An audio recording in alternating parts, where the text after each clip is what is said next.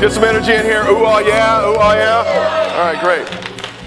Now, how many of you all have found at least one thing that you can take back and use back in the real worlds that you guys are all part of? That's why you're here. Everybody raise your hands, please. Good. That's what I was looking for. Excellent. Something you can take back to the real world. Yeah, because who wants to sit here and waste our time? Who wants to do stuff that doesn't make any sense? Who wants to do something that doesn't enhance relationships? And who the heck wants to come in here and just do stuff that's dry and not fun and bouncy, right? Right. So what we're going to do is we're going to talk about team building right now. And what I'd like you to do is to jump over to page 9 of your workbook. And we're going to talk a little bit about team building. Now, the thing about teams, I was just asked the question at the break. It's kind of interesting how this works. How many of you all would agree that opposites attract?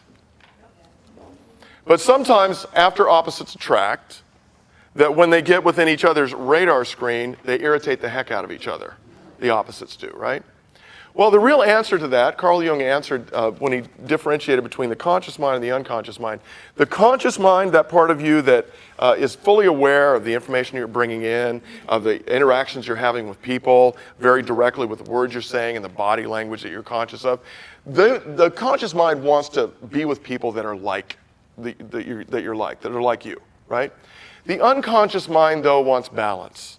What the unconscious mind wants is it wants to be everything simultaneously, but part of that, since you can only be in one space at any particular point in time, part of that has to be vicariously, right? So what you end up doing, many of us at an unconscious level, is attracting people who are the opposite of who we are. Now, that's good, and we can do that in a relationship, and that makes a relationship stronger if we can do what, Brian?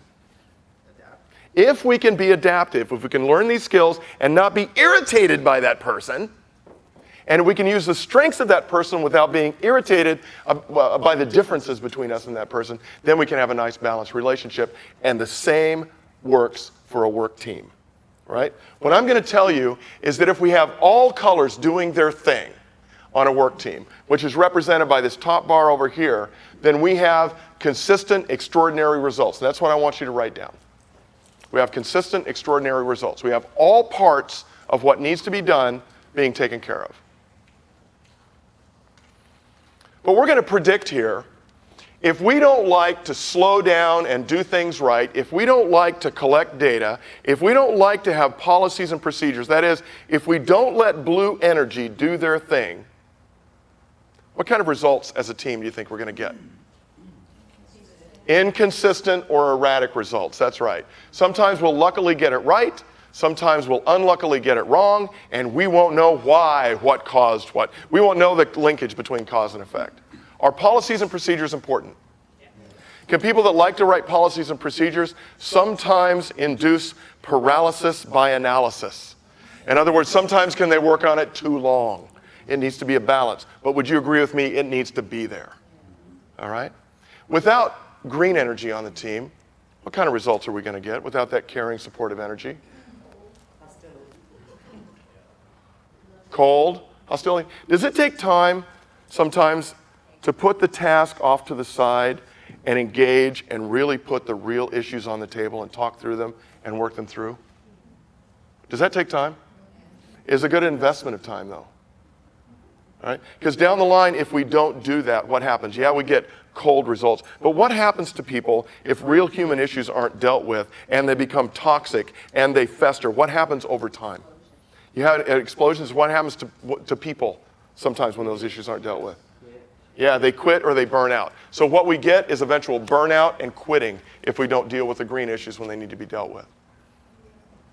But folks, can dealing with the green issues, can we spend too much time talking about our feelings?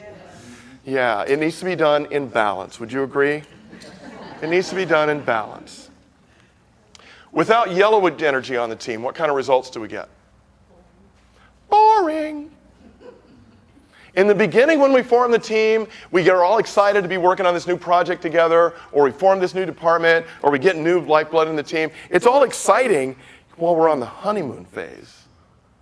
But when it just becomes the same thing day after day after day after day after day, what happens to our results? that we don't really get into that inspirational level anymore, do we? We don't get that inspirational level of performance. People reaching for the stars, people going for the top of the hill, do we? Our results start to plateau and oftentimes start to go negative simply because it's becoming too boring and we don't have the inspiration on the team anymore. Can sometimes we overdo that though? Can sometimes we have too much fun on the team?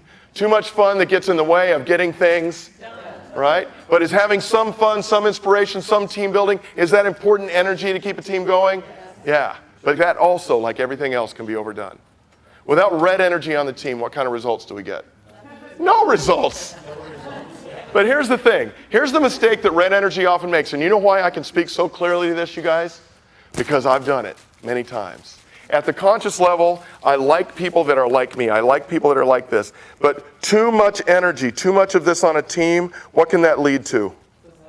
Disaster, toxicity, too much, everything can just break apart. And then nobody's talking to anybody, right? So real, true team behavior is getting the gifts of each energy aligned with what they do and having people be free to be in that space when we need detailed policies and procedures. When we need to have one-on-one discussions to figure out things that have offended people or causing toxicity on the team. When people need to be inspired at a team building level to reach up and be aligned with a vision and a mission, right? And to actually focus all those energies on the task at hand or the mission at hand to get it done. All those things need to be singing in harmony. Would you agree? All right, good. Well, we're going to see how much you agree because we're going to have fun with a little activity.